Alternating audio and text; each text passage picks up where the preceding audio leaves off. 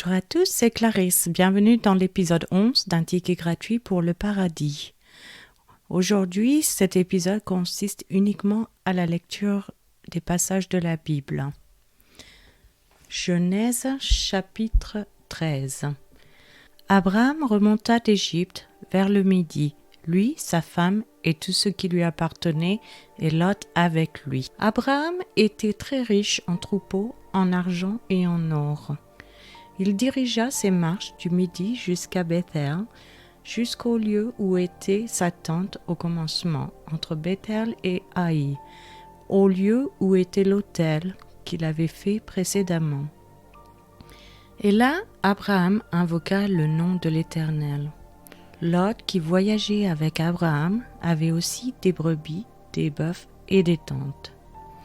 Et la contrée était insuffisante pour qu'ils demeurassent ensemble, car leurs biens étaient si considérables qu'ils ne pouvaient demeurer ensemble. Il y eut querelle entre les bergers des troupeaux d'Abraham et les bergers des troupeaux de Lot. Les Cananéens et les Phéréziens habitaient alors dans le pays. Abraham dit à Lot qu'il n'y ait point, je te prie, de dispute entre moi et toi, ni entre mes bergers et tes bergers, car nous sommes frères. Tout le pays n'est-il pas devant toi? Sépare-toi donc de moi. Si tu vas à gauche, j'irai à droite. Si tu vas à droite, j'irai à gauche. Lot leva les yeux et vit toute la plaine du Jourdain, qui était entièrement arrosée. Avant que l'Éternel eût détruit Sodome et Gomorrhe, c'était jusqu'à Tsoar, comme un jardin de l'Éternel, comme le pays d'Égypte. Lot choisit pour lui toute la plaine du Jourdain, et il s'avança vers l'Orient. C'est ainsi qu'ils se séparèrent l'un de l'autre. Abraham habita dans le pays de Canaan, et Lot habita dans les villes de la plaine, et dressa ses tentes jusqu'à Sodome. Les gens de Sodome étaient méchants, et de grands pécheurs contre l'Éternel. L'Éternel dit à Abraham, après que Lot se fut séparé de lui, « Lève les yeux, et du lieu où tu es, regarde vers le nord et le midi, vers l'Orient et l'Occident, car tout le pays que tu vois, je le donnerai à toi et à ta prospérité pour toujours. Je rendrai ta prospérité comme la poussière de la terre, en sorte que si quelqu'un peut compter la poussière de la terre, ta prospérité aussi sera comptée. Lève-toi, parcours le pays dans sa longueur et dans sa largeur, car je te le donnerai. » Abraham leva ses tentes et vint habiter parmi les chênes de Mamré, qui sont près d'Hébron, et il bâtit là un autel à l'Éternel. Genèse chapitre 14. Dans le temps d'Amraphel, roi de Shinéar, d'Arjok, roi d'Élassar, de Kédorlaomer, roi d'Élam, et de Tidéal, roi de Gojim, il arriva qu'ils firent la guerre à Béra, roi de Sodome, à Birsha, roi de Gomorrhe, à Shinéab, roi d'Adma, à Shem-Héber, roi de Tseboïm, et au roi de Béla, qui est Tsoar. Ces derniers s'assemblèrent tous dans la vallée de Sidim, qui est la mer Salée. Pendant 12 ans, ils avaient été soumis à Kédorlaomer, et la 13e année, ils s'étaient révoltés. Mais la 14e année, Kédorlaomer et les rois qui étaient avec lui se mirent en marche, et ils bâtirent les Réphaïm à Ashtéroth, Karnaïm, les Uzim à Ham, les Émines à Shavé Kirjathaïm, et les Orients dans leurs montagnes de Séhir, jusqu'aux chaînes de Paran, qui est près du désert.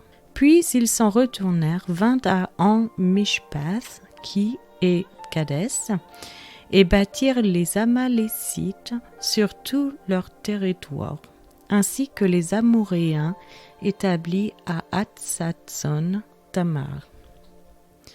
Alors s'avancèrent le roi de Sodome, le roi de Gomorrhe, le roi d'Adma, le roi de Tseboïm et le roi de Béla, qui est Tsoar, et ils se rangèrent en bataille contre eux dans la vallée de Sidim. Contre Kedorlaomer, roi d'Élam, Tidéal, roi de Gojim, Amraphel, roi de Shinéar, et Arjok, roi d'Élassar. 4 rois contre 5. Les vallées de Siddim étaient couvertes de puits de bitume. Le roi de Sodome et celui de Gomorrhe prirent la fuite, et y tombèrent. Le reste s'enfuit vers la montagne. Les vainqueurs enlevèrent toutes les richesses de Sodome et de Gomorrhe, et toutes leurs provisions, et ils s'en allèrent. Ils enlevèrent aussi avec ses biens Lot, fils du frère d'Abraham, qui demeurait à Sodome, et ils s'en allèrent. Un fuyard vint l'annoncer à Abraham, l'Hébreu. Celui-ci habitait parmi les chaînes de Mamré, l'Amoréen frère d'Eshcol et frère d'Aner, qui avait fait alliance avec Abraham. Dès qu'Abraham eut appris que son frère avait été fait prisonnier, il arma 318 de ses plus braves serviteurs, nés dans sa maison, et il poursuivit les rois jusqu'à Dan. Il divisa sa troupe pour les attaquer de nuit, lui et ses serviteurs.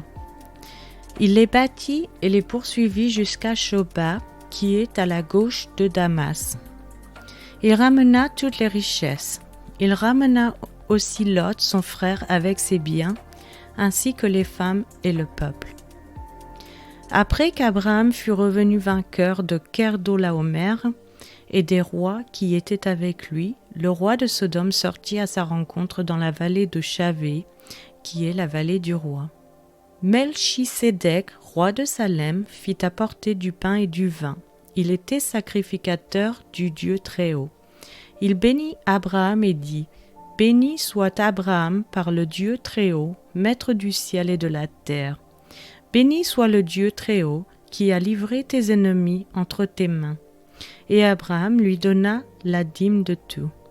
Le roi de Sodome dit à Abraham : « Donne-moi les personnes et prends pour toi les richesses. » Abraham répondit au roi de Sodome : « Je lève la main vers l'Éternel, le Dieu Très-Haut, maître du ciel et de la terre. Je ne prendrai rien de tout ce qui est à toi, pas même un fil ni un cordon de soulier, afin que tu ne dises pas : j'ai enrichi Abraham. Rien pour moi. Seulement ce qu'ont mangé les jeunes gens et la part des hommes qui ont marché avec moi, Aner, Eshcol et Mamré, eux, ils prendront leur part. » C'est maintenant la fin de cet épisode. Je vous remercie à tous d'avoir écouté.